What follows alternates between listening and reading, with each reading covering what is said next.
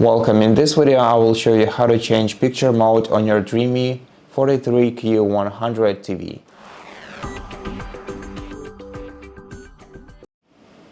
First of all, press the gear button on your remote control to open the quick settings menu. After that, select picture tile, and here you'll be able to switch your picture mode by changing the value in the first field. So we can use the user mode, the standard one, the vivid, the sports, movie, game, or energy saving mode. And that's it. Thank you for watching this video. If it helped you, please consider subscribing to our channel, leave us a like and a comment below, and I'll see you in the next one.